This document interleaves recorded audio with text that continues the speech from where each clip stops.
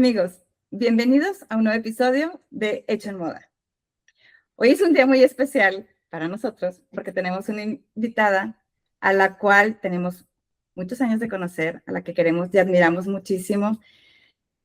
Y pues, bueno, que tiene una trayectoria increíble, impresionante. No solamente en lo que es moda, sino también como escritora. Entonces, todo lo que ha vivido, todo lo que ha aportado dentro de esta industria es espectacular. Por eso, para nosotros es un privilegio tenerte aquí en Hecho en Moda, un honor, de verdad. Lucy Lara, bienvenida a este espacio. Gracias, para mí es un placer estar con ustedes. Les felicito por este maravilloso proyecto. Ya estoy yo inscrita, campanita y todo para que yo pueda ser parte de este proyecto maravilloso. Gracias. Y antes de empezar ya con los temas, hemos platicado de ti desde que iniciamos. Desde los primeros episodios. Porque sí. Yo creo que ya te lo he platicado, pero tú eres como ese motivo, ese detallito que inspiró a la construcción de nuestra red por algo que comentas en uno de tus libros, que es sobre las mujeres escalera y las mujeres eslabón, y de ahí nació justamente la idea de construir esta red. Entonces, qué padrísimo poderte tener aquí en el podcast y platicar también de todo eso. Exactamente. Qué orgullo, pero además tú siempre has sido una mujer escalera y eslabón, no queda la menor duda, ¿verdad? Gracias. Ella es increíble. Ay, no, Lucy, pues muchas gracias. Pues bueno, vamos a platicar pues, conocemos toda tu trayectoria, obviamente la gente que nos está viendo aquí, pues bueno, te va a conocer ahora por nosotras o por muchas más entrevistas y libros que tienes tú. ¿Qué crees que fue lo que realmente marcó la diferencia en tu carrera? Ay, esa es una muy buena pregunta. Yo creo que lo primero que marcó la diferencia es que yo hice una combinación de mis dos carreras. Yo estudié comunicación y me dediqué un tiempo al guionismo televisivo y luego me dediqué a la parte editorial, pero después de haber estudiado diseño de moda. Entonces, creo yo que fue muy importante para mí tener la fusión de mis carreras y que yo pudiera implementar todo lo aprendido en el área editorial. Y hoy por hoy en mis libros, ¿no? Tiene mucho que ver lo que yo he forjado y conste que fui de esas personas que pensé, no tengo vocación temprana, me equivoqué en mi primera carrera y luego, ay, a lo mejor esto es lo mío, ¿no? Cuando empecé a diseñar y de pronto te das cuenta de que todo suma y a mí todo me sumó. Oye, Lucía, entonces platícanos. Primero estudiaste comunicación. Te gradúas y qué es lo que pasa por tu mente. O sea, ahora, ¿qué era lo que seguía para Lucy?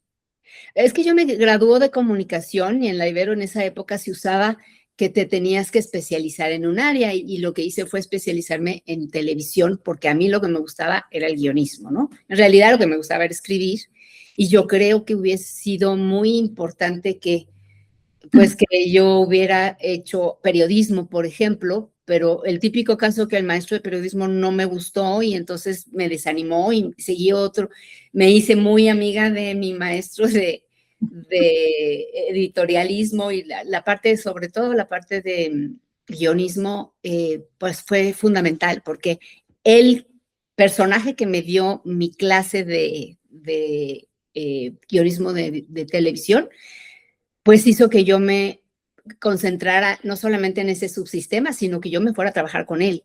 Y puse con él una productora y trabajé por un buen rato como guionista en una empresa que hacía los guiones para el presidente de la República. Estaba yo en presidencia en un lugar que se llama Sepropie. ¿Y qué creen? Que me aburría horrible, me parecía lo más tedioso, me pareció que dije, no, esto está horrible, no quiero seguir aquí. Y luego, o sea, ¿en qué momento dices tú, me voy a cambiar? ¿Hacia dónde me voy? ¿Qué fue tu siguiente paso? Mira, yo realmente di bastantes tumbos, ¿eh? No vayan a creer que esto fue fácil para mí, no. Después de renunciar a Sepropie, me fui a estudiar para ser actriz, porque eso había sido un sueño que yo tenía y me fui a una escuela, estudié algo para actriz, no sé qué, y luego pues llegó un momento en que me cuestioné y fui a hablar con mi papá y le dije que realmente a mí me gustaría hacer otra carrera, ahora sí que borrón y cuenta nueva, y me fui a Los Ángeles a estudiar diseño de moda. Y al poco tiempo de estar en la carrera, me di cuenta que yo era muy mala para la parte técnica y muy buena para la parte creativa. Entonces, pues típica mexicana, yo les hacía las tareas a las asiáticas y ellas a mí, porque ellas eran buenísimas en patronaje, costura, y yo acababa haciéndoles sus mood boards y diciendo, no, todo va en tu colección, estos van a ser tus colores y este va a ser tu ADN. Y al final fui a hablar con la counselor y ella me dijo, bueno, y en lugar de hacer la parte técnica, ¿por qué no te haces pues la parte que te interese de diseño de aparadores? Y pues a lo mejor podría parecer una locura, pero en el fondo yo jamás necesité hacer un molde y en las revistas me sirvió muchísimo tener este concepto de display. Claro, ¿no? Claro, claro. Lucy, entonces, empezaste, tus pininos en la moda realmente fue dentro de las revistas, pero empezaste súper top, porque llegaste directo a Vogue, nos habías platicado alguna vez, ¿verdad? Sí, mis pininos en la moda como diseñadora también fueron por la puerta grande. En eso tuve pues mucha suerte, la verdad. Y no puedo, a veces yo digo que no es todo suerte, la suerte te tiene que agarrar trabajando. Pero en este caso sí, porque cuando yo regresé de estudiar en Los Ángeles, yo no conocía a nadie en la industria, a nadie. Y entonces le pregunté a todo el mundo, oigan, ¿ustedes conocen a alguien? Y alguien de la Ibero me dijo, pues, ¿qué crees? Que mi vecino maquila. Le voy a preguntar. Y ese vecino que maquilaba me pidió que fuera a verlo, le enseñé mi book y tal, y me contactó con quién creen, con Christian Dior. Mi primer trabajo como diseñadora, o sea, como diseñadora no, porque claro que yo era como Andy, ¿no? Como la Andy de Devil's Wears Prada, pero llegué a un lugar en donde se hacía la parte tejida y la parte de cóctel de Christian Dior. Mi jefe era un belga que tenía la licencia y la modista, la persona que hacía realmente el tema de los patrones y la ejecución del primer ejemplo, ¿no? De la muestra con la que nosotros íbamos a vender al palacio, pues ella era una francesa. Y ese fue mi primer trabajo. Y después de ahí me fui a una empresa que se llamaba Grupo Emanuel, que era, hagan de cuenta, como un grupo Julio, ¿no? Muy del estilo. Ahí trabajé. Luego regresé con el señor belga, con el señor Du. Y ahí fue donde en un momento dado alguien me dijo, ¿por qué no escribes sobre moda? Y pues escribí unos artículos que ella misma, según esto, iba a usar para un proyecto en el financiero. Y al final ese proyecto no se dio y amablemente mandó los artículos al editor de Vogue y el editor de Vogue me conoció y me contrató. Primero como colaboradora, ¿no? Primero fui columnista, de pronto me pedían artículos y poco a poco me fui metiendo de manera que llegó una gran oportunidad y ahí es donde yo digo que la suerte sí me agarró trabajando, porque en un momento dado despidieron al editor de moda e hicieron un concurso para que pues se integrara un editor de moda y concursé junto con otro chico que tenía mucho más experiencia y posibilidades que yo. Y pues la diferencia, ¿qué creen que fue? La diferencia fue que así como en el cuento de la tortuga y la liebre, pues él se confió. Y yo trabajé muy duro y entonces yo me gané el puesto. ¡Qué impresión! Wow, ¡qué sensacional! Es una súper, o sea, algo que nos puede quedar a todo el mundo de que, oye, claro que la suerte existe, pero tienes que trabajarle y trabajarle. Hay que y pues, serte más en este aquí fue la diferencia. Tú fuiste la que trabajaste y él, pues, dijo, yo tengo todo aquí el conocimiento, yo las puedo todos y pues no. Y no. Fíjate, Lucy, yo no sé si te he platicado alguna vez, Gaby. Yo conocí a Lucy hace, pues, más de 10 años, 10, 14, no me acuerdo, Lucy, más o menos. Pero bueno, ya te conocí por lo de los libros. Yo llegué contigo cuando Antonio y tú escribieron el primer libro. Pero ahorita vamos a hablar de los libros. Ajá. ¿Cómo llegaste a escribir libros? Llego a la oficina, me contacté con Lucy en una ida a México, bien linda, me invitó a su oficina. Llego a Condé Nast. Yo no sabía que Lucy era la directora general.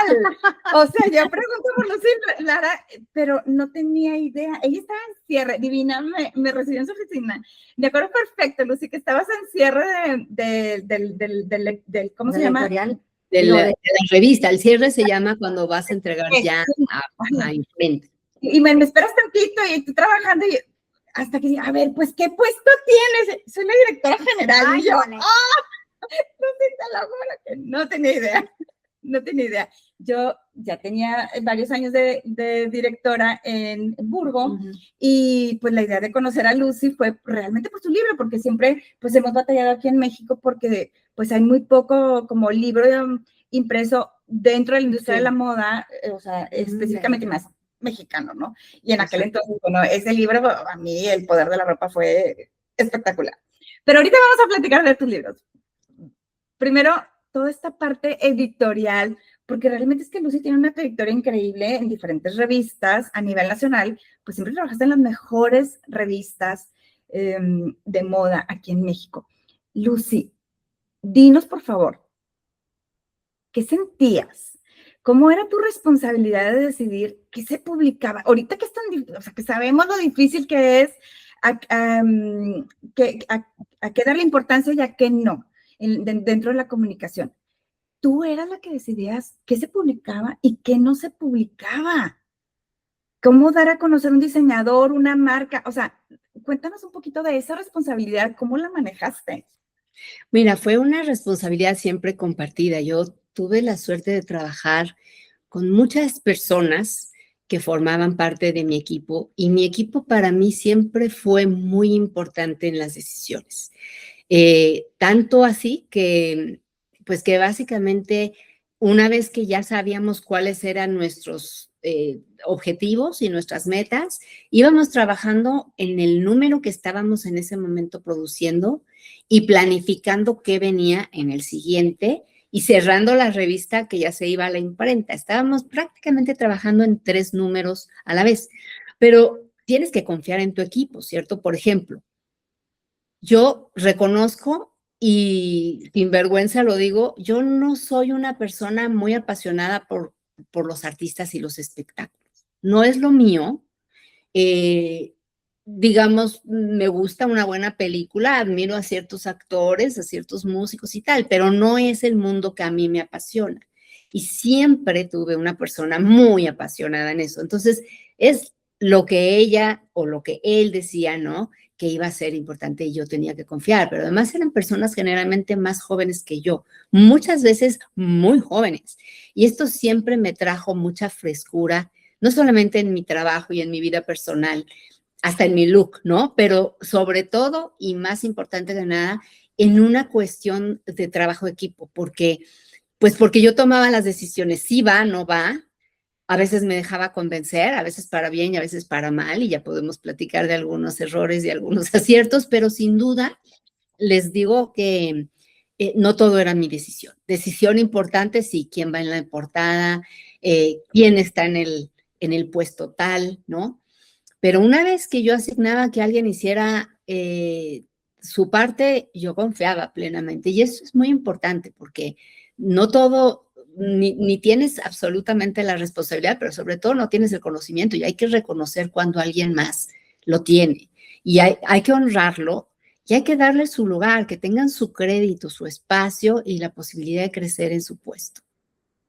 Qué bueno que lo platicas, porque justo en unos episodios anteriores que estábamos tú y yo, comentábamos eso sobre el equipo de Steph Orozco. Es una diseñadora regia que ahorita vive en Estocolmo, y justo ella, todo su avance en su marca, pues ha sido gracias a que confía en su equipo. O sea, que tiene buen equipo, pero confía en él, y esa parte es básica, porque pues ella está en Estocolmo y su taller está aquí en Monterrey, imagínate cómo trabaja, ¿no? La confianza. Y es importante. O punto. O sea, tener un equipo. no nada más, no creernos que somos todólogas y no, yo voy a poder y esto y el otro, no sé qué. No, necesitas delegar un poco para poder, pues, crecer.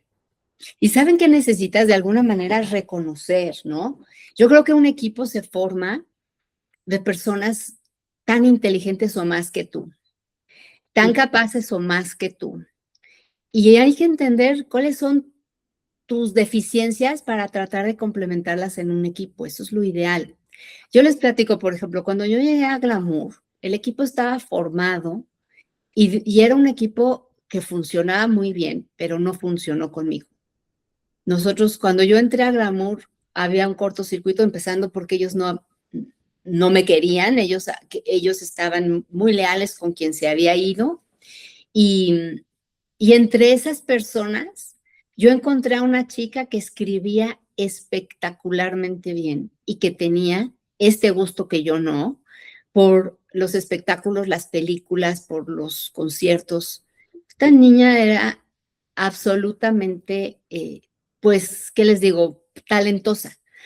Pero ella había sido un poco relegada por la combinación de talentos que había en el equipo anterior a hacer corrección de estilo, a hacer artículos pequeñitos.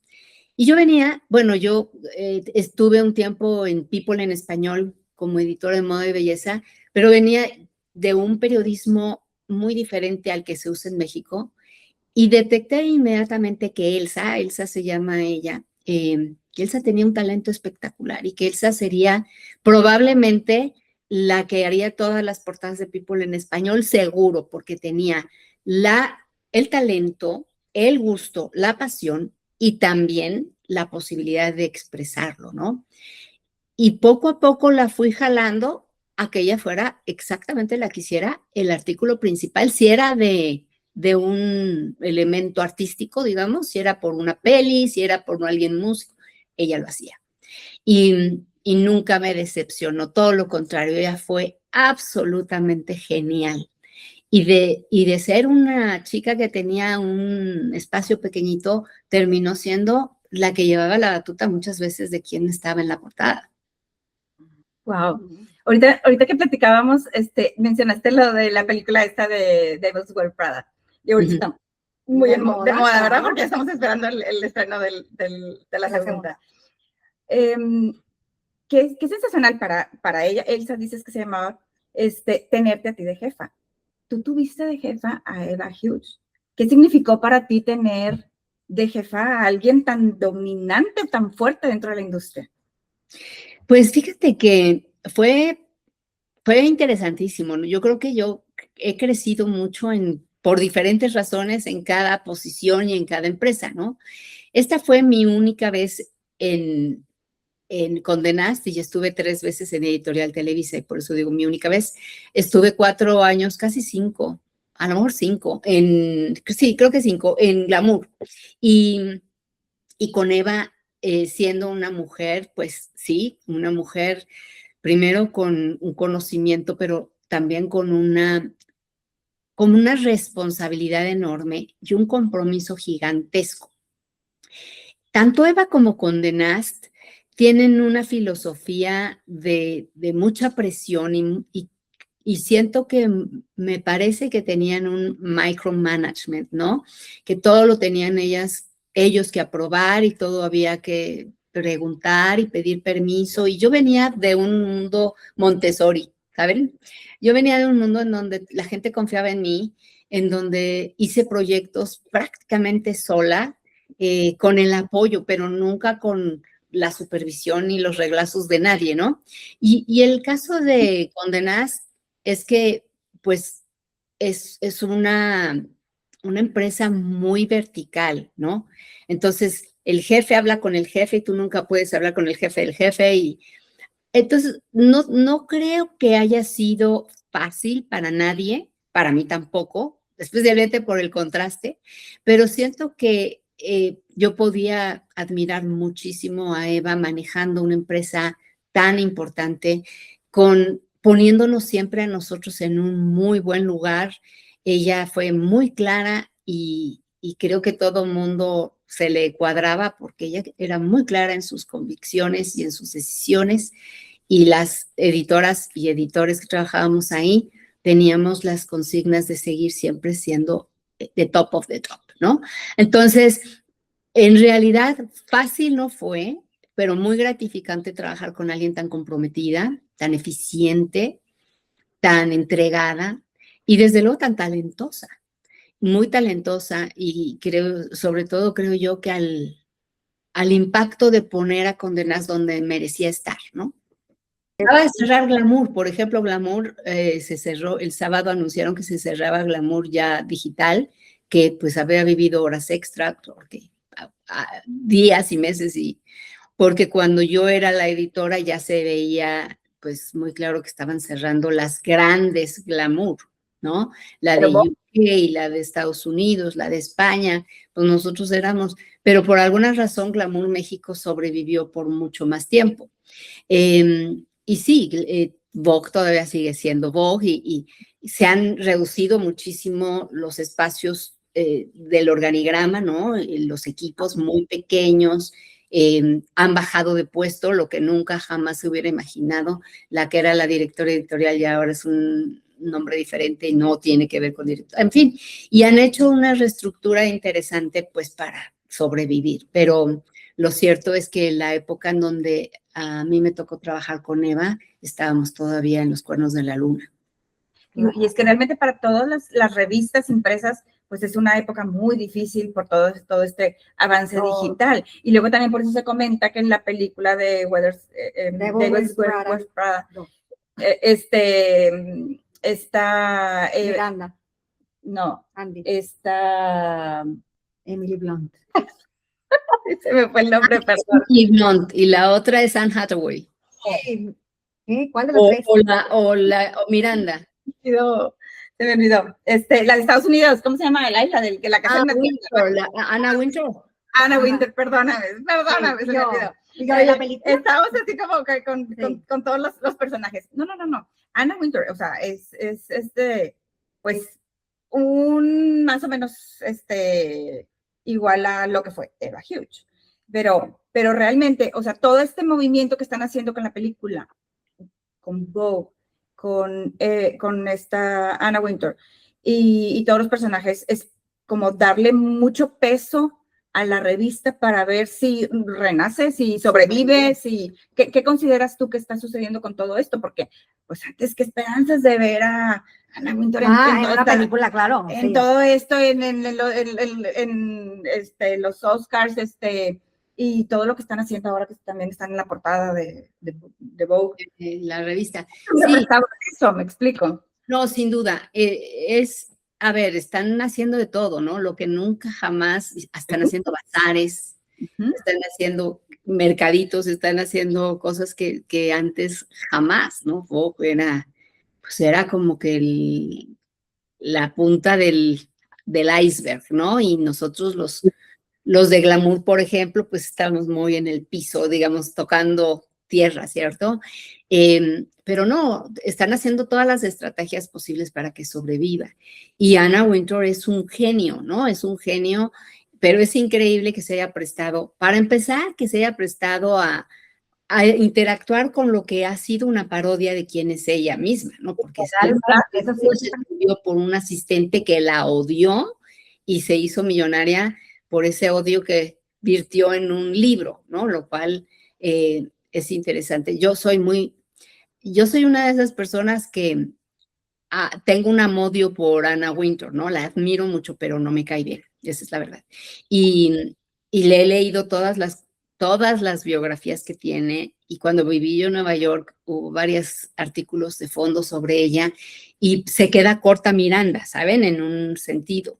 Wow. Y lo interesante es que hoy ella se preste a jugar, pero es que se me hace genial que ella lo haga, ¿saben? O sea, que al mismo tiempo pues está empujando su revista con esto, su propia marca personal, y no importa que parezca despiadada, porque a ella nunca le ha importado que ella dice, pues yo no contrato a nadie que no me daría gusto ver el día siguiente en mi oficina.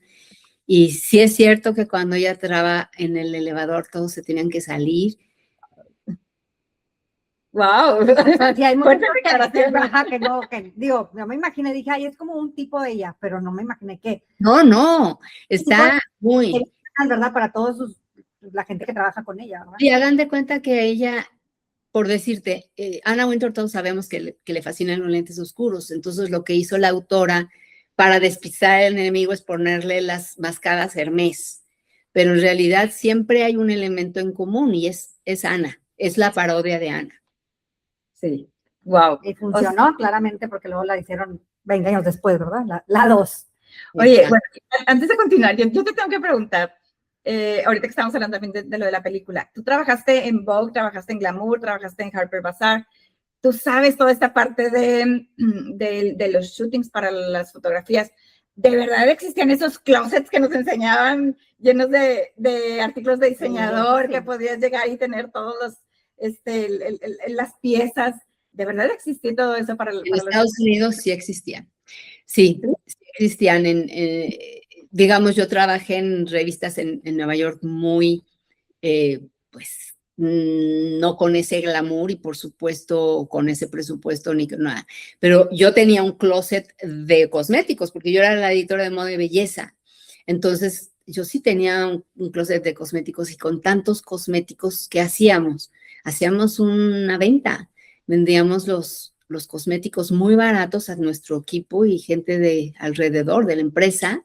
Y con ese dinero, la empresa donde yo trabajaba, que era Time Inc., duplicaba lo que nos ganábamos para poderlo donar a brindarle comida a los que no se podían mover en casa, que se llamaba Food on Wheels. Les llevaban la comida a los que tenían, por ejemplo, SIDA o los que estaban parapléjicos y así, con el dinero que nosotros nos ganábamos en las ventas. Pero les estoy hablando de que costaban $5 los perfumes. Wow. De tantos perfumes que teníamos, sí existían. En México no. En México lo que tú hacías es ir por la ropa, hacías tu shooting y los regresabas. Y estuve en México en los mejores y en los no tan buenos momentos de las revistas. No me tocaron ya ahora pues la parte que es redura para los que están ahí porque trabajan con presupuesto cero, pero no en Televisa ni en Condé Nast teníamos closets, ¿no? Lo que sí es realmente interesante es que tienes acceso a los showrooms, a la ropa de último modelo y que muchas veces también te regalan cosas. ¿Y qué se hacía, por ejemplo, en mis revistas? Todo lo que llegaba de regalo, todo se rifaba entre nosotros, porque no es justo que yo, por estar al frente, me gane 7 bolsas, 40 perfumes, no sé qué, y que el que está diseñando no se gane nada, ¿no? Entonces todo se rifaba y básicamente por número, ¿no? Tú tienes el 1, tú tienes el 2, yo tengo el 3 y tú escoges una cosa, tú la siguiente, yo la tercera y va por el 1, 2, 3 y así para que fuera parejo, completamente parejo. ¿Y es algo que tú implementaste o que ya estaba ahí? Ya se usaba, pero cuando yo llegué de Nueva York, como les digo, yo traía esta súper escuela de Time Inc. Y entonces yo, por ejemplo, incluía a todo mundo, ¿no? Incluía a la gente de publicidad y tal. Y no todo el mundo estaba contento con eso, pero a mí me parece que todos los que participábamos tenían derecho a ganarse su rifa, ¿no? Y ya, pues todos salíamos de ahí con un montón, incluso las personas de la limpieza se iban con algo de la rifa. Wow. Qué padre. O sea, Sí. qué padre Me hubiera encantado trabajar contigo, Lucy. Por supuesto. Sí. En esa época, pues sí, todos teníamos un poco de todo. Pero también quiero que piensen en esto. ¿Cómo puedes tú escribir sobre una bolsa, les estoy inventando, sobre una bolsa Ferragamo, si no has tenido una bolsa Ferragamo? Y No. para ser completamente honesta, los salarios no son altos, no son como para que tú puedas consumir de lo que tú escribes. Entonces, es interesante que esos productos lleguen y no solamente permeen en la editora, sino que también en la chica que escribe sobre espectáculos o el chico que hace las portadas. ¿Por qué? Porque todos nos dan una sensación de lo que estamos hablando. si no tenemos contacto con qué autoridad moral podemos hablar de ello. No, y totalmente. Oye, Lucy, y, o sea, bueno, hablando de todos los medios de moda en México, ¿qué crees que hicieron bien y qué crees que pudieron haber hecho distinto? A ver, yo creo que las revistas en general, y voy a hablar en general, pero pues con particularidad también en algunas empresas, se durmieron en sus laureles pensando que, en primer lugar, el Internet no era tan importante. Segundo lugar, los influencers iban a durar poco. Y tercer lugar, las redes eran como que un adicional, ¿no? Yo creo que nunca entendimos, y yo estaba ahí, ¿no? Yo estaba ahí viviéndolo, nunca entendimos. Cuando yo empecé en las revistas, pues imagínense que el Internet estaba pues muy, muy diferente, era como poco accesible, las personas empezaron con sus blogs y esto, y había buenos blogueros y tal, pero no era algo que se usara como que wow. Entonces, ¿qué hacíamos? Pues hacíamos una entrevista, ¿no? Voy, entrevisto a Anne Hathaway y resulta que solamente tengo 4 páginas, pues todo lo que no me cupo en mis 4 páginas lo poníamos en la web. Era el basurero de las revistas y la verdad es que así nos pagó, ¿no? A la hora de la hora, los que estuvieron creciendo ahí, pues fueron fortaleciéndose y los que no se fueron acabando. Y luego llegaron los influencers y todos decíamos, no, pero no saben nada, pero ellos no tienen la autoridad moral y eso no le importó al público, desafortunadamente.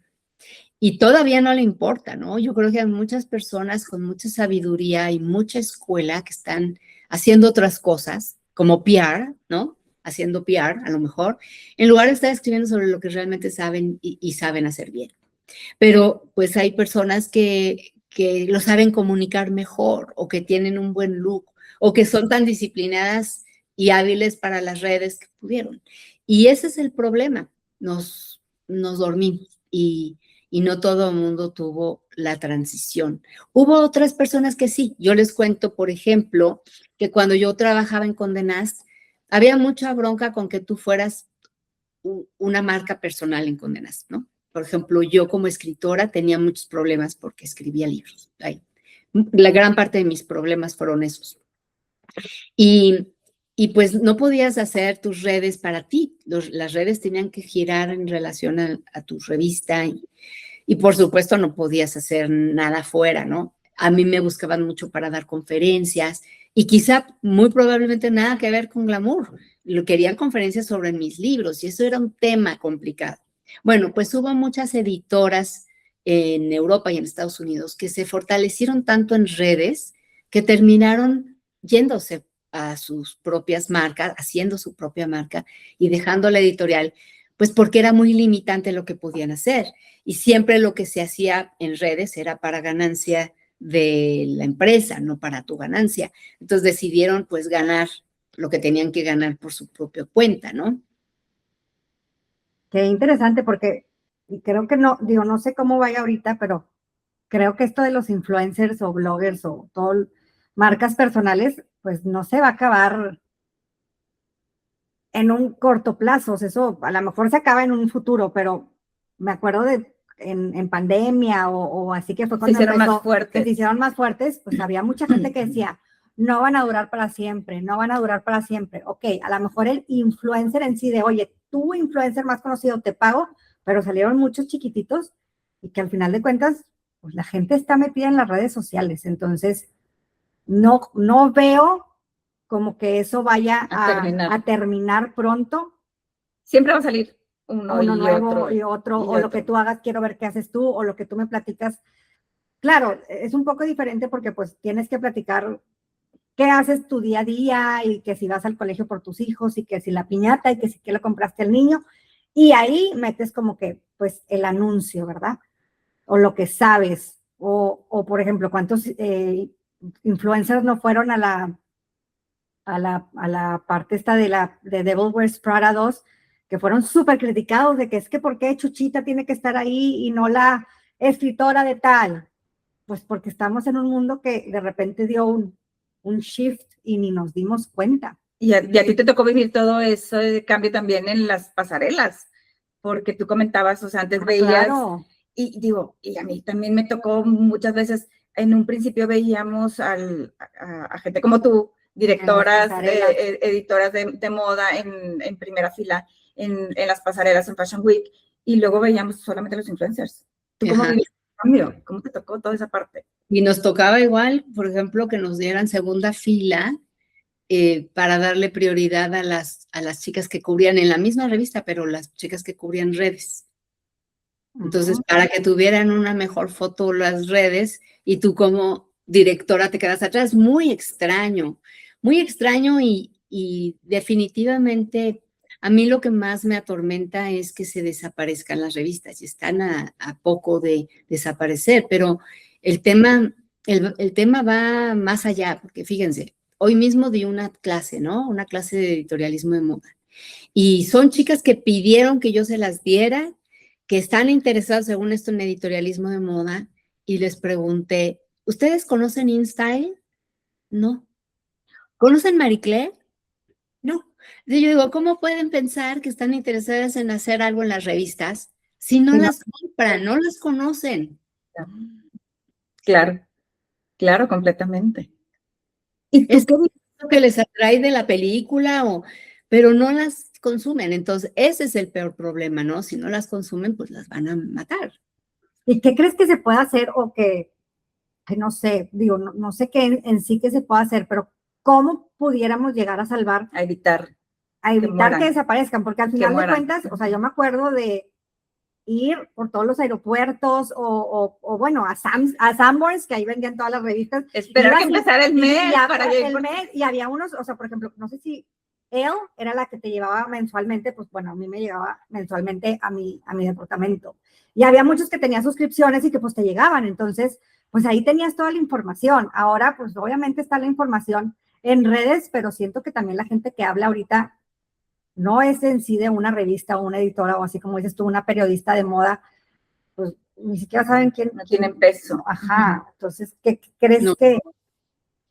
No nos conocen, no nos conocen y no conocen a las que están tampoco ahora, ¿no? No solamente a las que estuvimos, pero en el fondo sí siento que hay un desconocimiento y un desinterés. Y no creo que sea porque no les gusta leer, porque créanme que las revistas muy pocas personas las leen, las compran para ver, para ojear, para un viaje, un sueño, ¿no? Viajas en ese ambiente de lujo, de cosas que son aspiracionales y cierras eso y te sientes, wow, ya, pues regreso a mi realidad, ¿cierto? Y eso es lo que sí hacíamos muy bien las revistas, pero hoy por hoy, pues el tema es que como las revistas están en tantos problemas económicos, terminan siendo contenidos pagados. Y eso nunca se va a ver bien, por muy hábiles que sean los editores, el compromiso con tus 4 clientes y que vuelvas a sacar algo de Gucci, que vuelvas a sacar algo de Fendi, no se ve ni normal ni es ideal, ¿no? Y ahora si quieres oye, quiero ser una marca, ¿me podrías sacar algo de mi marca? Pues tienes que pagar. Entonces, ahí más que nunca están eliminadas las marcas mexicanas. Y yo no creo que pueda haber una revista que tenga editorial de valor en un país si no tiene algo representativo de su talento. Sí, completamente.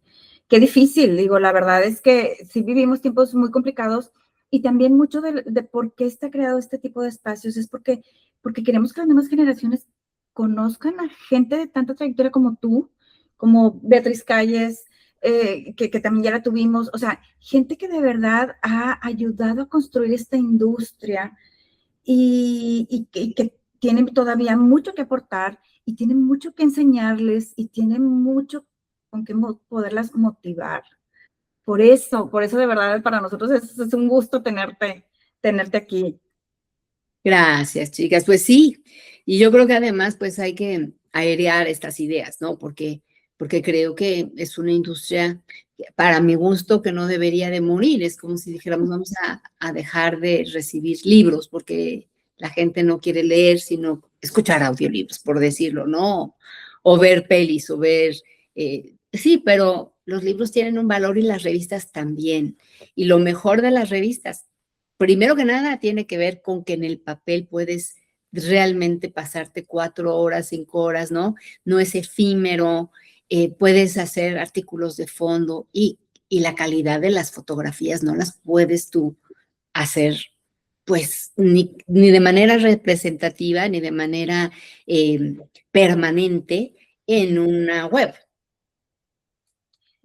Lucy, tú que viviste toda esa parte, ahorita que comentábamos de cuando estaba sentada en pasarela en segunda fila y las de la revista digital estaban en primera. Eso, o sea, ¿te ayudaba ya a visualizar lo que se venía para las revistas o no te lo imaginabas? Cuéntame. O sea, sí te enfrentaba a una realidad, ¿no? Nosotros en Condenas teníamos pues, la orden, digámoslo así, de que no podíamos sentarnos en segunda fila. Entonces, si no te ponían en primera fila, te tenías que salir. Por lo tanto, yo nunca me senté en segunda fila, pero era un problema. Era un problema, ya veías, por ejemplo, que cuando no estaban bajo las órdenes de Hughes, pues las otras chicas se tenían que aguantar y sí lo veías. Y veías cosas pues ya empezabas a ver a muchas blogueras famosas, ¿no? Fueron en su momento blogueras y luego las influencers que llegaban y tenían un lugar especial, pero además venían vestidas de cabo a rabo de la marca, entonces quiere decir que les habían dado pues un outfit para ir, ¿no? Claro. Y tú tenías todas las limitaciones del mundo, porque tú trabajando para una revista no podías aceptar nada de eso. Y estaba bien que no lo aceptaras, porque vas a traer algo de Gucci si tú vas básicamente a hablar de Gucci, pero de Chanel y de Saint Laurent, ¿no? O sea, hay un tema interesante, pero como las blogueras en eso no tenían compromiso más que consigo mismas y su ética, pues hubo también muchas infracciones, todavía hay muchas infracciones en cuestión de venderse, ¿no? Y bueno, el mejor postor y allá ellas, pero nosotras que traemos un conocimiento, además de una ética de periodistas, pues hay cosas que no podemos romper. Una escuela. Y ahorita, precisamente lo que te iba a preguntar, esas limitantes las tenían en Condenas y en las demás editoriales, estuviste varias veces en Televisa, ¿también las limitaban así? No, en Televisa no, tú medio que en Televisa te rascabas con tus propias uñas, ¿no? Muchas veces yo pagué mis viajes, por ejemplo, yo pagaba mi viaje a Nueva York y pues iba para estar al tanto, para que yo estuviera bien con las PRs, pero Televisa generalmente no tenía el recurso para mandarte ni en avión ni pagarte nada. A lo mejor te pagaba tus viáticos. Y lo hicimos muchas de nosotros, pero muchas no podían, entonces muchas no iban, ¿no? Y a veces te invitaban. A mí me invitó, no sé, Chanel o me invitó en uno de los mejores viajes de mi vida, me invitó Dolce & Gabbana a casi una semana en Milán, en donde estuve un día viendo alta joyería, la moda de hombres, la moda de mujer, la moda de alta gama, y te pagaban todo es todo, pero incluyendo la ropa que tenías que llevar, porque querían que fueras vestida. No, un viaje como de esos que tú ves en las películas, así. ¿Te quedabas con esa ropa? ¿Te quedabas con esa ropa? A mí, como yo tengo una talla muy específica, porque yo soy muy pequeñita, soy petit, me prestaron algunas cosas y algunas me las tuvieron que regalar porque las tuvieron que alterar. Pero, Claro. por ejemplo, los zapatos, todos los zapatos me los regalaron porque yo calzo el 21.5. Wow. Chiquito. Entonces, me regalaron mis zapatos. Qué sensacional, Y ¿verdad? aparte no eres tan petita, estás como de mi tamaño. Es que también somos petitas, mira. Ah, no, yo soy chiquitita, claro. Nosotros somos petit, sí. Y en esa etapa tuya como editora de moda, ¿dónde fuiste más feliz? ¿Trabajando con quién? ¿Con cuál equipo? ¿Con cuál revista? Cuéntanos eso. A ver, yo tuve grandes revistas, ¿no? Y estuve, por suerte, en las mejores editoriales del mundo. De unas aprendí unas cosas y en otras, pero si hablamos del proyecto en específico, digamos del título, yo te diría, mi hit fue el In Fashion, Y fue In Fashion porque tuve la libertad que yo creo que muy pocas personas han tenido en su vida. Y me dijeron, pues haz lo que tú quieras. Aquí está el título, inícialo y haz lo que quieras. Y fíjense cómo la vida me llevó a hacer una revista con un corazón muy mexicano. Pues Ale, tú te acuerdas, pero tú estás muy jovencita para acordarte, pero seguro que no la conociste, pero sí en el fondo, ¿sí? En el fondo fue una revista muy rompedora en donde nosotros empezamos a hacer algo pues que mis compañeros hacían un poco discretamente. Nosotros nos dimos vuelo poniendo cosas de diseñadores mexicanos con diseñadores internacionales.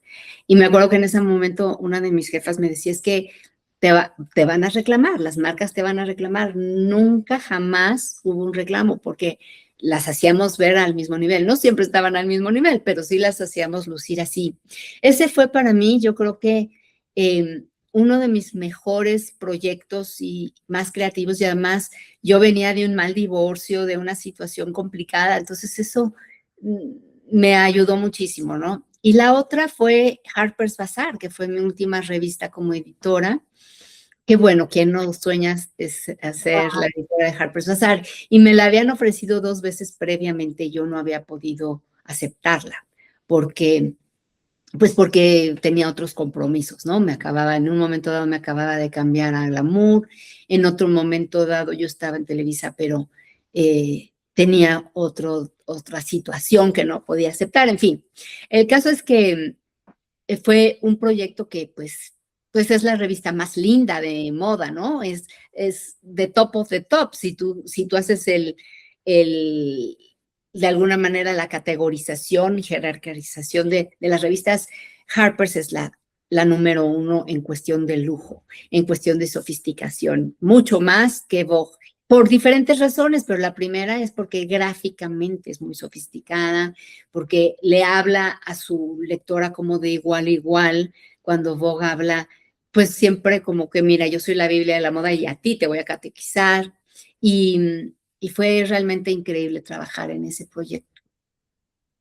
Qué padre. Digo, hay mucha gente que nos va a oír que no tiene ni idea de qué estamos hablando porque no conocen las revistas, porque lo único que hacen es estar en TikTok, obviamente.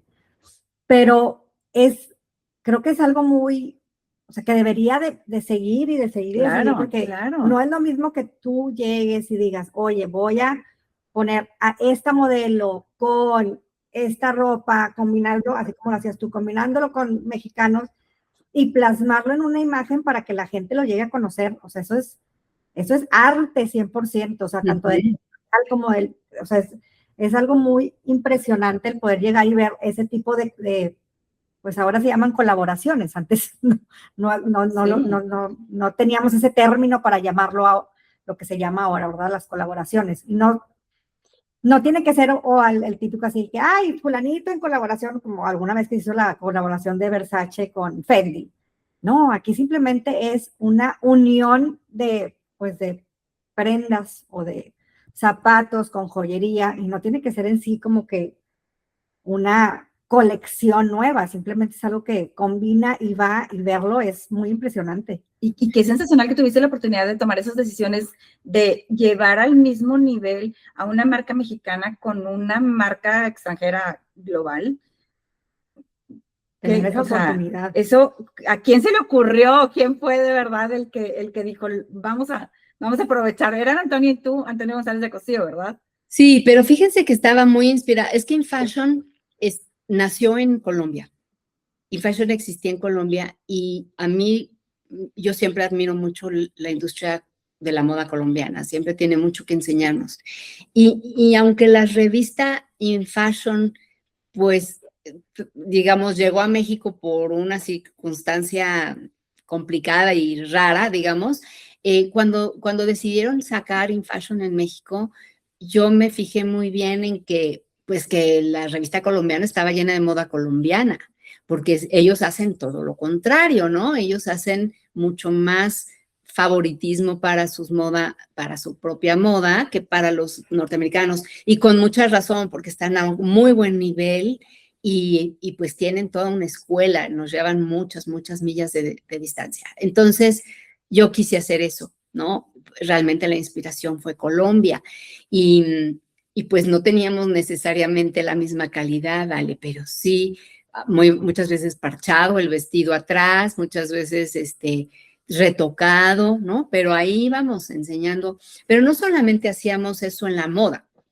también se hacía, pues que tratábamos de contratar, pues fotógrafos y talento mexicano, los maquillistas y tal. En gran parte porque si tú perteneces a alguien como Harper's Bazaar es tan famoso que te llegan muchas fotógrafos que te dan las editoriales gratis, que tú no tienes que pagar por ellas, ellos lo que quieren es que tú publiques y les des su crédito. Con una revista nueva, mexicana y tal, pues eso no pasaba, ¿no? Entonces, ¿qué sucedía? Que el talento mexicano tenía que estar adentro y para mí eso fue una gran oportunidad de reconocer y honrar el talento mexicano. Y también había artículos sobre las PRs, ¿no? ¿Quiénes son las PRs en México? ¿Quiénes son? Por ejemplo, hicimos una de las mejores tintorerías para llevar tu ropa de buen nivel, ¿no? Ese tipo de... eran muy rompedoras, porque eso no se hace en una revista normal. Y resultó que todo el mundo se sintió parte de InFashion. Entonces, ¿qué pasó? Que InFashion empezó a competir dentro de la misma casa con Harper's Bazaar.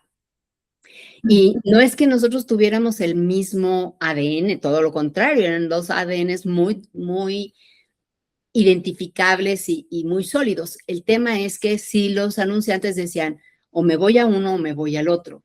InFashion estaba haciendo ruido y Harper's Bazaar, pues es Harper's Bazaar, ¿verdad? Entonces llegaron los de McKinsey y dijeron, se están comiendo el mismo lunch, estas dos revistas tienen que decidirse por una y mataron a InFashion. Porque eran de los mismos. Era la misma. Canalizando, digamos, a los mismos anunciantes. Sí, híjole. Eso Sí, sí es. qué difícil, qué difícil. Ahorita creo que sería totalmente diferente, o sea, no creo que pasa, porque aquí todo el mundo anuncia lo mismo y pues no importa, por un lado te ven por acá, otras edades, por este canal te ven más jóvenes y como que ahorita ya hay más canales de difusión que no que sea mejor, es muy diferente, o sea, los que están en TikTok, los que están en Instagram, los que están en Facebook, las revistas impresas, las revistas digitales, ahorita siento que hay mucho por donde Desarrollarte. pues no desarrollarte, por donde ver la información, pero pues obviamente yo en lo personal, si lo veo en la página digital de las revistas, pues le creería, no a un TikToker que me está diciendo, ¡hoy! O sea, como que... Pues sí, el peso, la trayectoria, el conocimiento. Pues sí, el título todavía pesa, pero pues hay tantas fake news ahora, ¿no? O sea, que ya es muy difícil saber, es muy complicado. La vida se nos está complicando porque la inteligencia artificial nos va a hacer dudar y creer muchas cosas que quizá no son ciertas. Muchas, sí. ¿Y te decepcionaste en ese entonces de esta industria de editorial?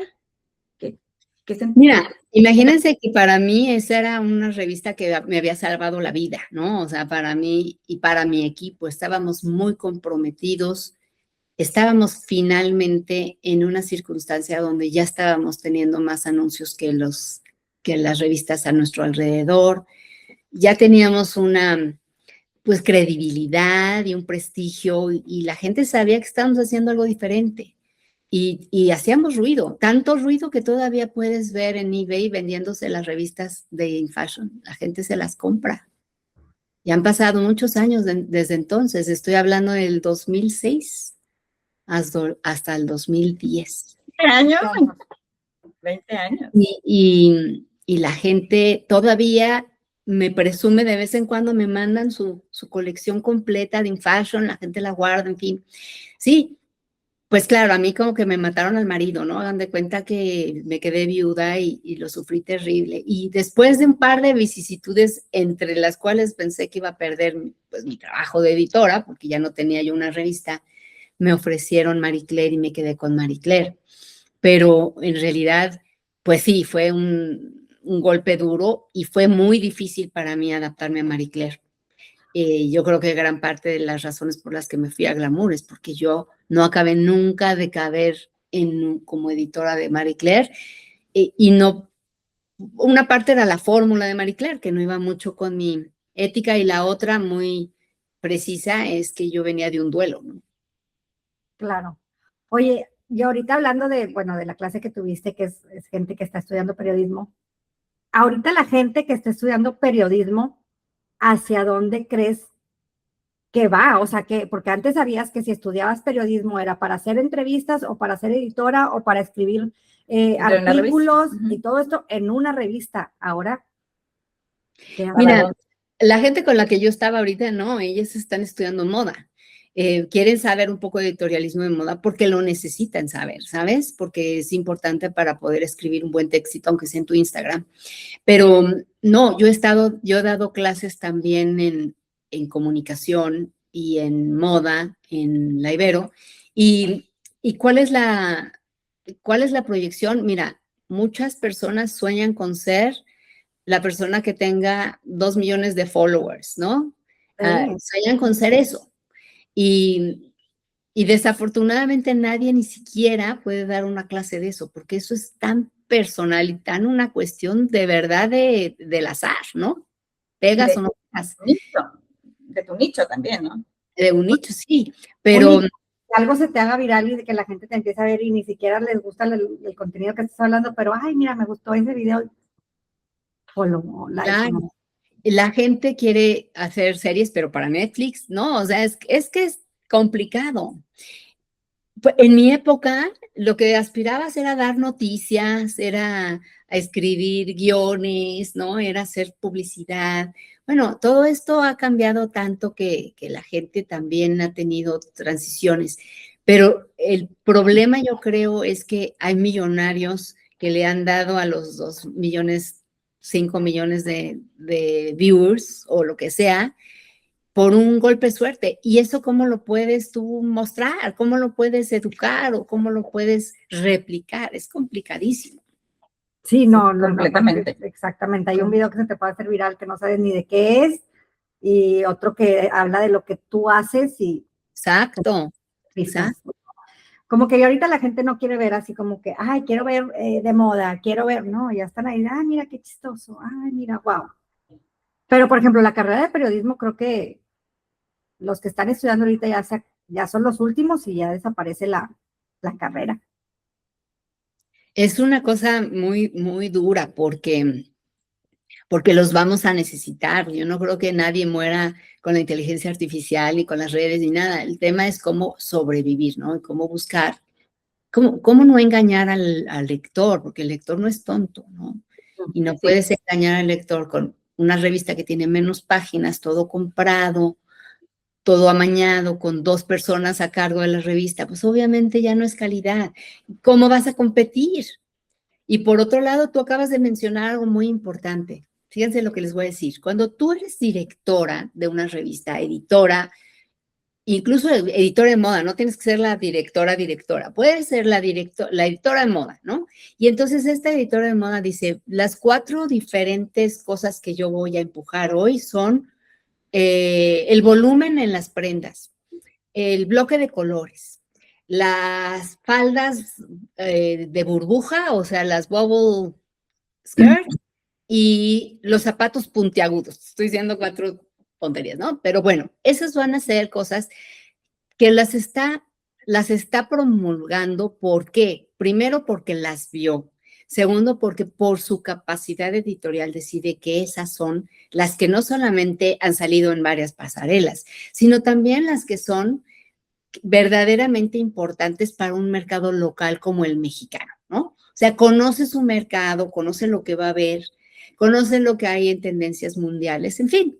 Esto es importantísimo porque tú estás realmente diciéndole a tu lector, ojo con esto es lo que tú deberías de tener. Ahora, el lector se siente editor. Tú vas navegando y sientes que tú vas a decidir por dónde navegar. Y tu navegación te puede llevar a un lugar fake, a un lugar que no tiene ninguna realmente ni pies ni cabeza, no tiene una condición de conocimiento, ni siquiera tiene las relaciones como para entender qué hay en las pasarelas, ¿no? Y te vas con eso, porque consideras que tienes las herramientas para tú decidir cómo navegar.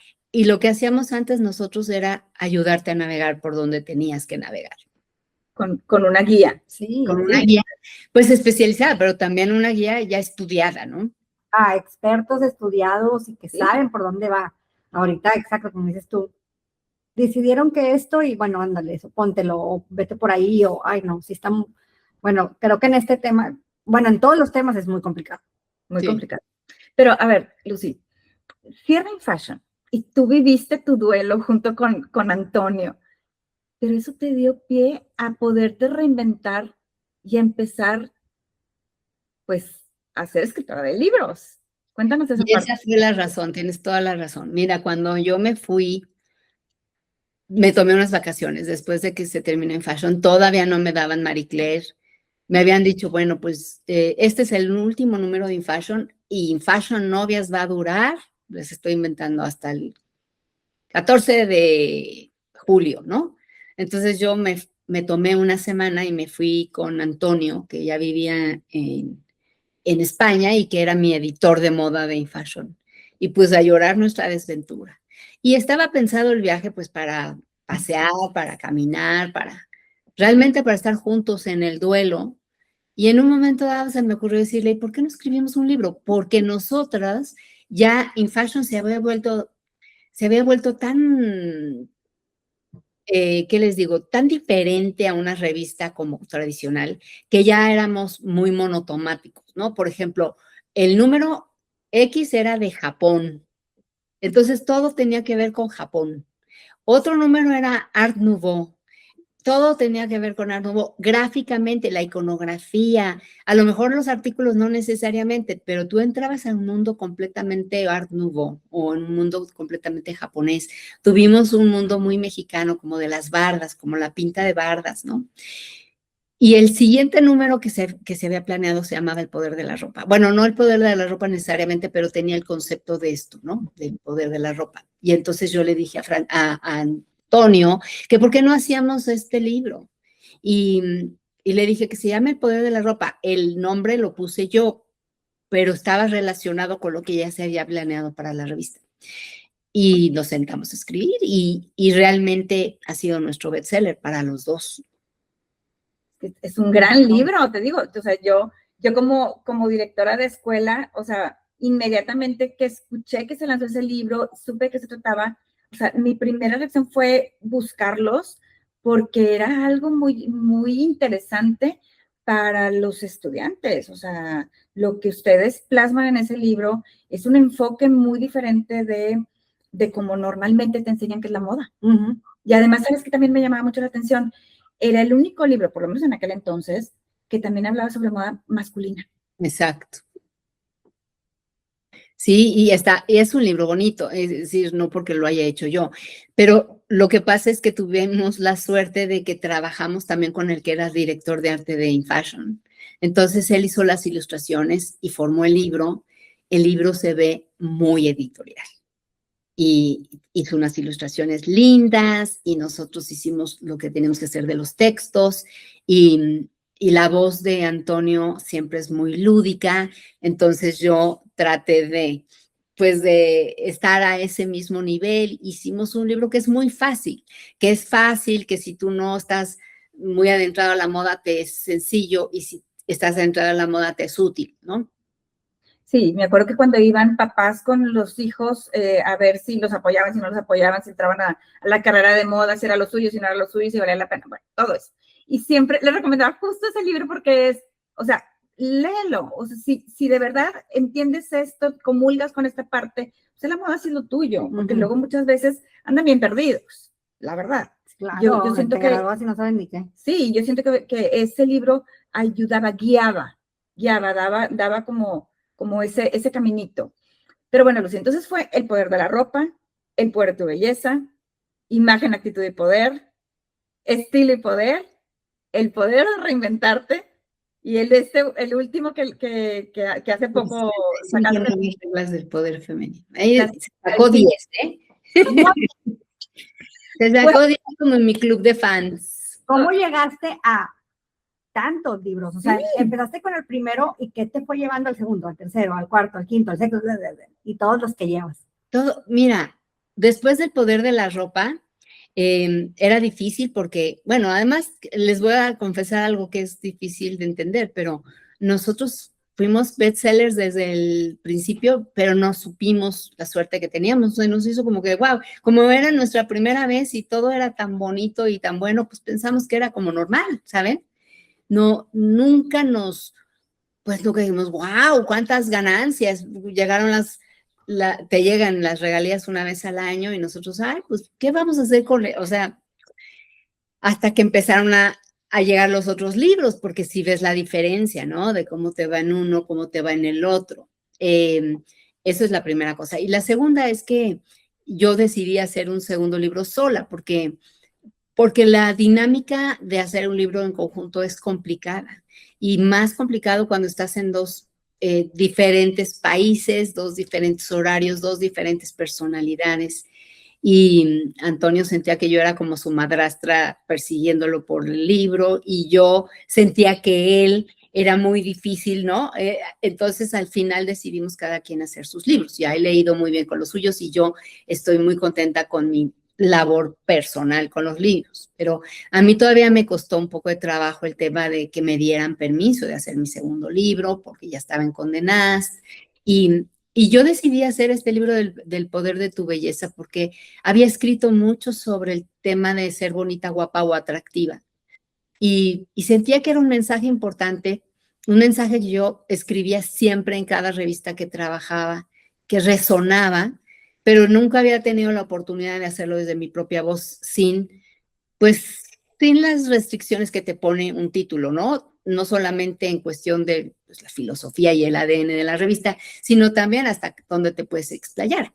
Entonces decidí hacer ese libro y luego Imagen, Actitud y Poder, pues fue como una reacción a mi salida de Condé Nast. Un poco yo ya estaba queriendo salir de Condé Nast y mi reflexión sobre el mundo de trabajar como mujer, como mamá soltera, como teniendo otras mujeres que en lugar de ayudarte te están obstaculizando, en fin, surgió en Condé Nast pues como un poco un exorcismo y escribí ese libro. Y luego viene Estilo y Poder, que es un libro que escribo ya yo, pues básicamente dándole una repasada al tema de la imagen, pero desde un punto de vista muy editorial, ¿no? Con muchas fotos y con mucha esperanza, pues, de que las personas que le tienen miedo a la moda tengan la oportunidad de decidirse por divertirse y perderles un poco el respeto a las reglas y romperlas y hacerlas suyas y disfrutar más que temer a la moda, ¿saben? Este libro desafortunadamente salió durante la pandemia y eso, bueno, un poquito antes de la pandemia, pero eso restringió mucho la posibilidad de que fuera un libro que yo pudiera promover como me hubiera gustado. De todos modos, le ha ido muy bien, ¿eh? Y es un libro que yo considero que es muy importante para las personas que están haciendo styling o que quieren cambiar un poco su look, porque también es accesible, tiene para hombre, para mujer, para todo lo que hay alrededor, o más bien entre un género y el otro. Sí. Y luego, pues está, como ustedes saben, el poder de reinventarte, que ya es un tema que no tiene mucho que ver con imagen, de hecho no tiene nada que ver con imagen, tiene que ver con lo que hace uno consigo mismo, ¿no? Porque resulta que este libro surge cuando yo me quedo sin trabajo y me quedo sin mi hijo y me encuentro en una situación de pandemia donde no podía yo salir a pedir trabajo, ni a que nadie me consintiera, ¿no? O a hablar con alguien, etcétera. Y pues, y me pregunto, ¿no? ¿Quién soy? ¿Quién soy? Porque mucho de lo que nosotros consideramos nuestro autoestima y también pues nuestra autodescripción generalmente está basado en lo que haces y el puesto que tienes. Y en el fondo, darte cuenta de que no eres eso, de que las personas te van a dejar de hablar porque no eres eso, pero eso no significa que no vales, ¿no? Claro. De que no vas a tener el propósito de levantarte para hacer esto y aquello porque ya no tienes un equipo, porque ya no tienes una revista, porque ya no tienes un hijo que esté demandando de tu atención, pues, ¿para qué te vas a levantar al día siguiente? Y de eso se trata el libro.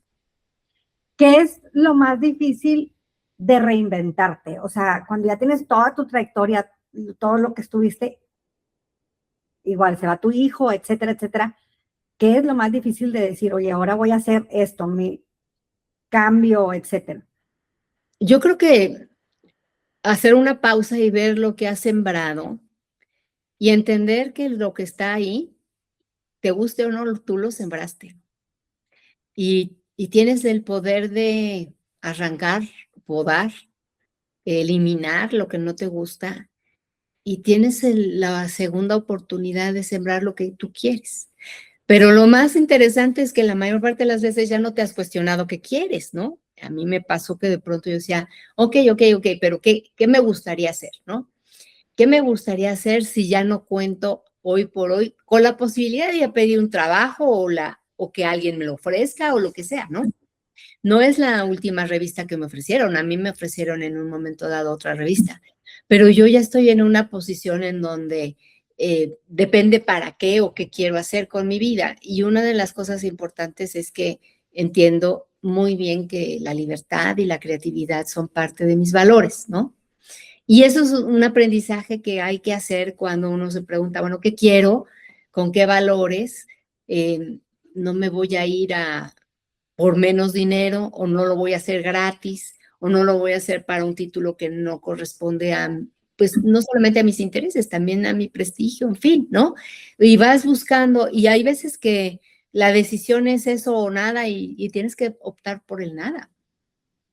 Fíjate que qué curioso que comentas eso de hacer una pausa. Gaby, yo en el episodio pasado justo estamos comentando sobre eso, de que es una industria, la moda es una industria complicada, que muy acelerada, siempre tienes que estar como pensando como a futuro, pero apenas estás sacando tu colección y ya estás pensando en la que sigue, el próximo año, etc. Y cómo además como mujeres vivimos diferentes etapas y siempre nos tenemos que adaptar, o sea, si estás soltera, si te acabas de casar, si tuviste hijos, si tienes al niño chiquito, si lo tienes en la escuela y van y vienen los eventos de colegio, toda esta parte que siempre como mujeres, pues tenemos que, o nos hacemos a fuerza, que, no sé, adaptarte, acostumbrarte a salir adelante. Y como a veces no pensamos en, oye, ocupo un espacio y me quiero dar una pausa. Y que no pasa nada, porque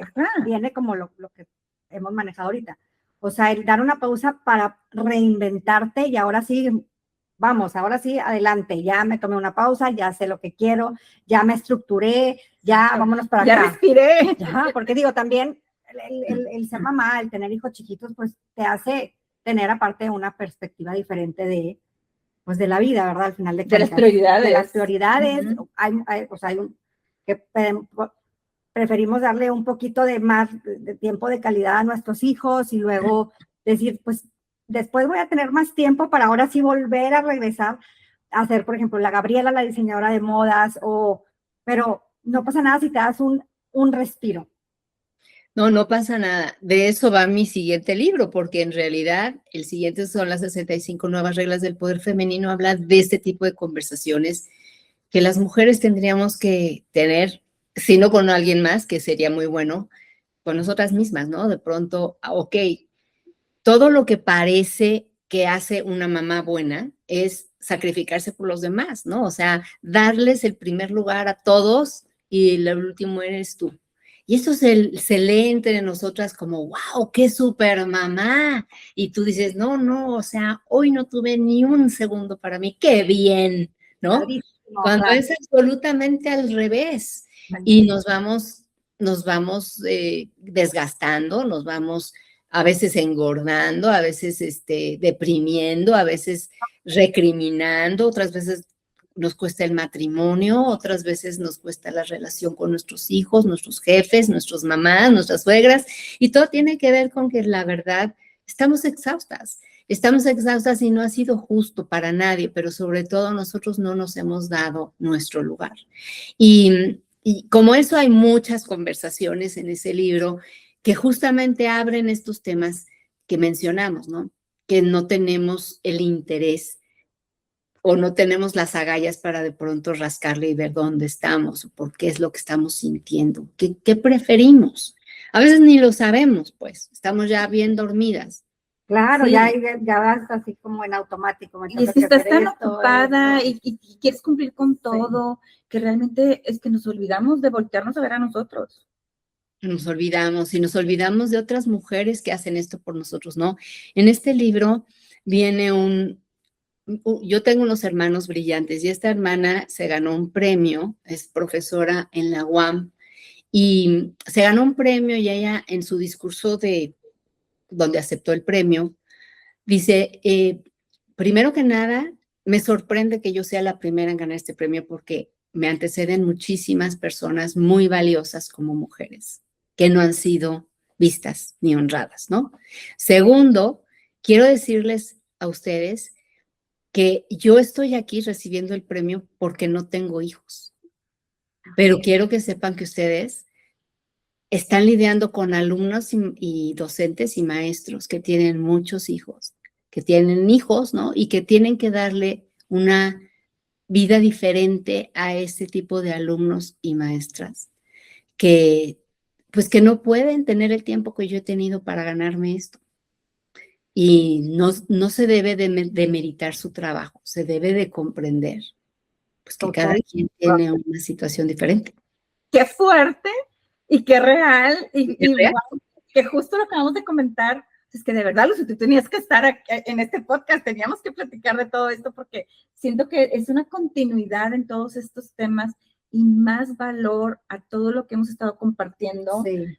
de lo que significa ser mujer, o de todas las etapas que vivimos como mujer, pero no nos rajamos, o sea, esa parte, bueno, Porque hemos tenido la increíble. oportunidad de tener, bueno, esta primera temporada, pues a puras mujeres. Mujeres increíbles. O sea, como tú. impresionantes como Yeah. tú. O sea, y que todas, pues, o están lidiando con una pareja, o con un divorcio, o en mi caso, mamá soltera, pero siempre tratando de... Con la oye, menopausia. los cambios hormonales, que yo no quiero saber, o sea, por todo lo que pasamos las mujeres, ya sea al principio a los 13, 14 años en la pubertad, y luego pues te casas, y luego que si el hijo y el posparto, y luego que si el marido o el marido, o el divorcio, y luego después de que puedes estar en esas cosas, llega todavía aparte el hecho de ser mujer y pues una menopausia. Y cómo todos estos momentos de nuestras vidas de ser mujeres, pues tenemos que también frenar tantito y decir, oye, también voy yo primero, o sea, si no estoy bien yo, ¿quién me va a cuidar? ¿Cómo le voy a hacer yo para... ¿Quién voy a cuidar, no? Si no estoy bien. Sí, sin duda. Entonces, es súper importante y pues ya queremos que salga tu próximo libro para que también todas las mujeres no nada más lo oigan aquí con nosotros, lo lean y lo tengan como una guía. Oye, a ver, si es cierto, respira, si es cierto, date un tiempo. Duérmete, no pasa nada, no se va a caer el mundo si te duermes un día. Justo, este libro es el que acabas de sacar, ahorita en abril salió, no, mentira, estamos en abril. Salió en octubre. En octubre, perdóname, sí, es que te tuvimos hace poquito presentándolo aquí en Monterrey. Aquí en Monterrey. Ah, pues justo, estaba recién salido en octubre. Sí, te tuvimos aquí en Monterrey. Sí, cuando hicimos el evento en Arboleda, en Elíos. Lucy, todos tus libros tienen que ver con el poder. O sea, primero hasta el último tienen que ver con el poder. ¿Qué crees que significa realmente el poder para una mujer? Primero que nada, es sentirse capaces, ¿no? El sentirse que ellas tienen la fuerza interior, pero algo que es difícil de oír es que ellas tienen la responsabilidad de su felicidad. Y a veces la queremos endosar, ¿no? A ver, tú me tienes que ser feliz, tú también, pero mi satisfacción, mi propósito depende de mí. Y puedes decir, es que mi marido, es que tengo muchos hijos, es que no tengo una condición para no trabajar. Sí, pero y entiendo, ¿no? Que hay personas que tienen más ventajas que otras, más privilegios que otros, sin duda. Pero todos tenemos la responsabilidad de encontrar nuestra felicidad. A eso venimos, y nuestra felicidad y nuestra pasión y nuestro propósito, y sentirnos que en nuestros últimos momentos vamos a decir, híjole, valió la pena, ¿no? Ay, qué padre, qué interesante y qué, pues, es una verdad muy grande. Nosotros tenemos que ser felices. Estamos a cargo de nuestra felicidad. No le podemos poner la piedrita que si al novio, al marido, al hijo. Bueno, yo que tengo un bebé, digo yo, o sea, qué padre, soy inmensamente feliz contigo, pero, o sea, yo le dije, no me entiende, ¿verdad? Pero desde ahorita se lo digo. Tú viniste a cuidarme, tú no viniste a hacerme feliz, tú no viniste o sea, tú viniste a encargarte de mí, a ser tu propia personita, y yo voy a tratar de guiarte de la mejor manera que pueda hacia que tú encuentres tu felicidad. Pero digo, se lo he dicho porque obviamente yo estoy más grande, no tuve hijos a los 20, tuve hijos a los 40, bla, bla, bla, ¿verdad? Pero yo soy muy consciente de que él no me vino a que yo sea feliz porque él arreglarte la vida. Claro que no, claro, soy inmensamente feliz y gracias a él, pues voy para adelante y quiero hacer más cosas y quiero ser bla, bla, bla, claro, por supuesto, pero ni una personita, ni una pareja, ni un amigo, ni nadie son los que nos van a venir a ser felices. Nosotros tenemos que ser felices por nosotros mismos y encontrar nuestra felicidad. Efectivamente, yo algún día se lo dije a mi hijo, justo cuando estaba en el tema de que si se iba o no se iba con su papá a vivir a Estados Unidos, y yo lo veía preocupado por mí, ¿no? Y un día lo senté y le dije, oye, quiero que sepas que yo te voy a extrañar, pero no me va a pasar nada, y mi felicidad no depende de ti, pero la tuya sí. Sí, Es por lo que crees que sea tu felicidad, y yo me las arreglo con la mía. sí, porque está mucho también el discurso de a muchas mujeres que deciden no ser mamás o porque te lo tienen de decisión o porque no les llegó, mira, por lo que sea, que no son mamás y no por eso es, oye, ¿quién te va? Siempre llegan y que, ay, no tienes hijos.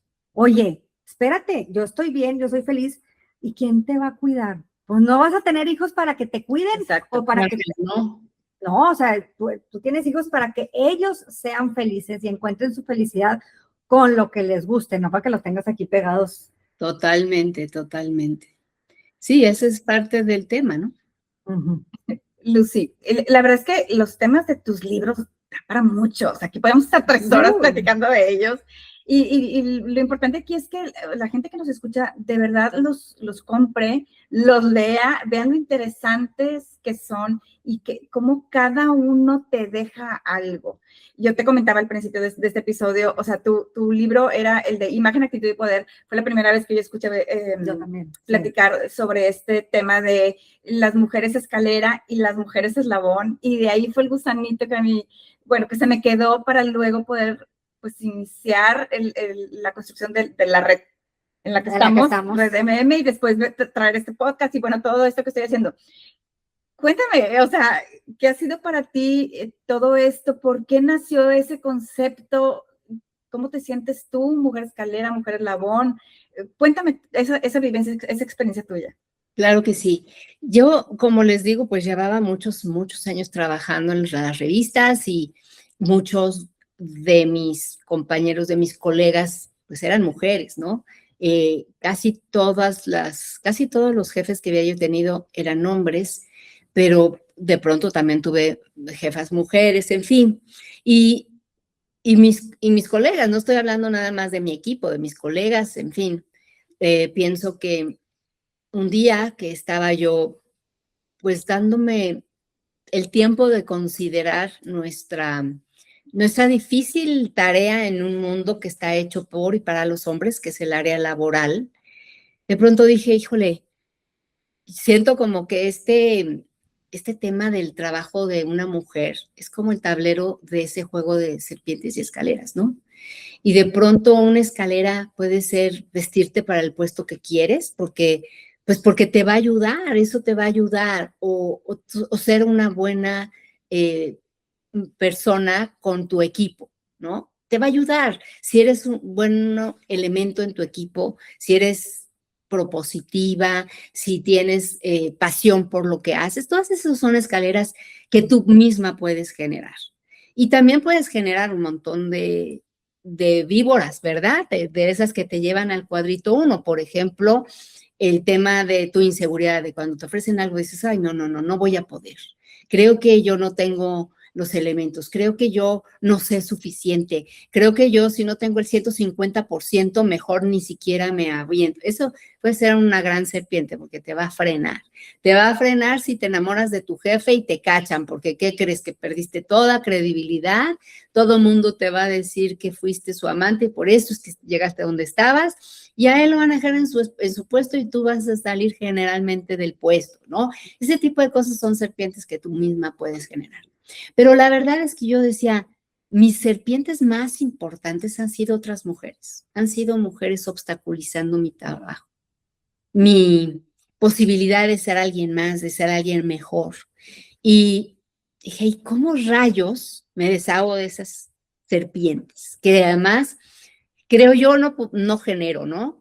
No creo que sea ni siquiera por envidia. Están ahí tratando de ver quién llega y como un, ¿cómo se llaman? Cangrejo. Te van aventando a ver quién puede no subir, ¿no?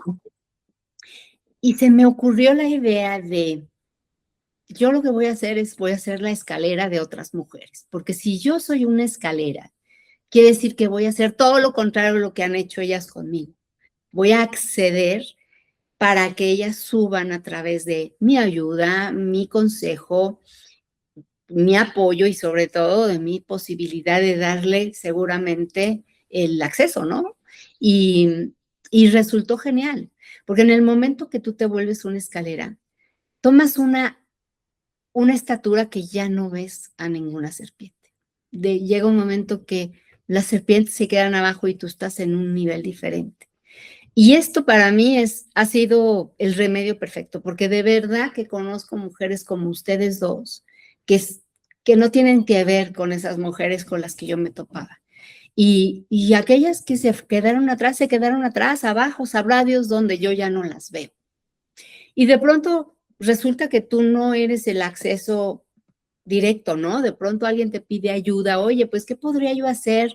Si yo hago cinturones, ¿qué me propones? Y yo, pues, no sé, pero tengo a alguien que hace bolsos. ¿Por qué no le preguntas? Y entonces haces un eslabón, unes a dos mujeres que se pueden ayudar.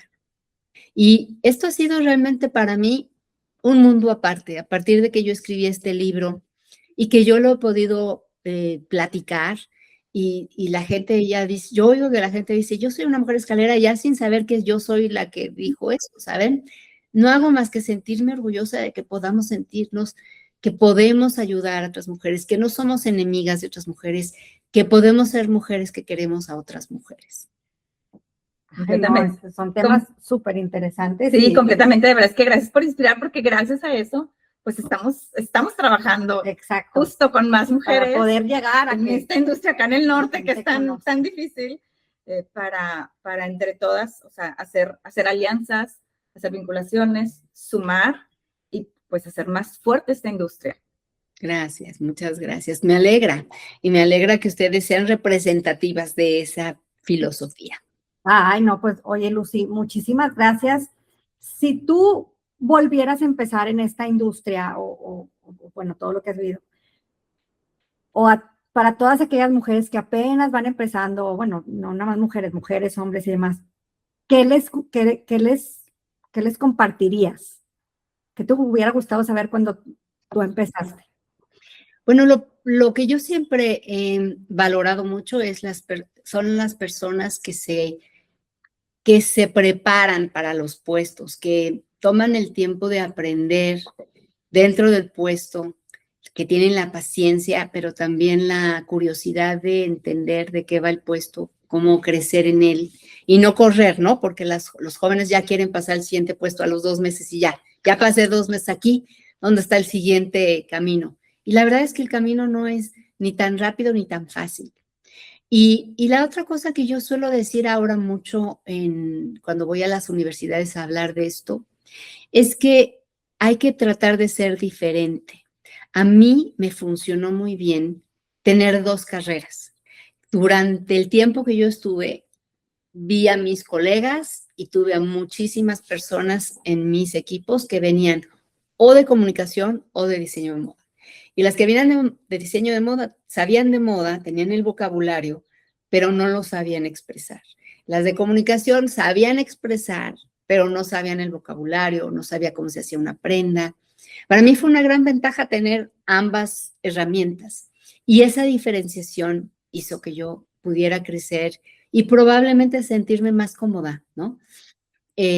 Creo yo ahora con el tema de las redes y creo yo que es más importante ser diferente que ser mejor.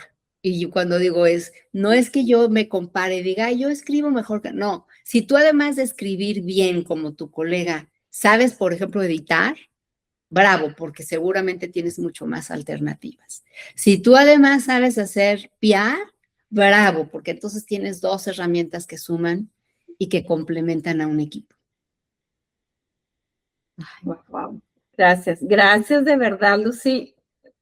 Bueno, creo que hoy además de moda, hoy hablamos de algo muchísimo más profundo, o sea, la forma en que cada mujer puede construir su lugar en la vida, en la industria, pero en la vida en general. Y creo que algo que nos podemos llevar de esta conversación también es que el poder no es algo que se alcanza, es algo que se construye todos los días. Y que también, o sea, también no tiene una sola forma, o sea, en cada mujer es diferente, en cada historia es diferente, en cada momento de la vida que nosotros estamos, pues es diferente, pero la cosa es, pues, empezar y creérnosla de que nosotros podemos. Sin duda, a mí me parece que el poder, por eso puede ser el poder de la imagen, ¿no? El poder de la ropa, puede ser el poder pues de rehacerte, puede ser el poder de hablarlo. En el fondo, el tema es que el poder lo tenemos que entender, honrar y, por supuesto, utilizar, ¿no? Capitalizarlo. Y después es, pues, darle la oportunidad a otras personas que no lo tengan o que no lo tengan consciente de que también brillen, porque la luz es para todas. Ajá, Sí. Qué bonito. Sí, qué bonita frase. Sí. Qué bonito. Por favor, antes de terminar, Lucy, les digo, nos podemos quedar platicando contigo 3 horas, pero bueno, esto va a ser eterno. Compártenos, por favor, tus redes para que te sigan todos los que nos escuchan. Claro que sí, estoy como Lucy Lara-art, como arte en inglés, Lucy Lara-art en TikTok y en Instagram, en Facebook como Lucy Lara Poder y visiten mi página que es lucylara.com. ¿Dónde pueden encontrar tus libros? Mis libros están en todas las plataformas digitales. Los últimos 4 libros incluso tienen audiolibro, todos tienen ebook y todos obviamente se venden en papel. Hay diferentes formatos, hay algunos que son a colores, otros son más económicos y son en blanco y negro. En algunas librerías se encontrarán pues haz de cuenta, hay Gandhi que tiene libros de moda, ¿no? Ellos están muy especializados en la parte más de moda y arte y lugares como El Sótano, como Porrúa, tienen más los otros libros que son de desarrollo personal, pero todos se encuentran básicamente en las plataformas digitales. En Sanborns también. En Sanborns, lo que pasa es que en Sanborns te guardan el libro como, te dejan tener tu novedad por 3 meses. Es raro que encuentres un libro mío, pues no sé, por ejemplo, si salió el libro en octubre a estas alturas. De pronto sí, de pronto está, pero es verdaderamente pues cuestión de suerte, no sé en qué consiste en general. Es más fácil que lo encuentres en Gandhi, que lo encuentres en Porrúa, en El Sótano, en Gonville, en este tipo de librerías. Gracias, Lucy. Gracias de verdad por tu espacio, por dedicarnos todo este tiempo, pero sobre todo gracias por ser inspiración, en serio. Gracias. Mucho, y creo que este episodio va a dejar mucho conocimiento y mucha inspiración a todo mundo. Y pues bueno, pues esto fue Hecho en Moda. Nosotros somos Ale Siller, Gaby Santos y Lucy Lara. Muchísimas gracias. Los esperamos en el siguiente episodio. Gaby y Ale, gracias por todo y que tengan un gran día y que tengan un gran inicio de su poder.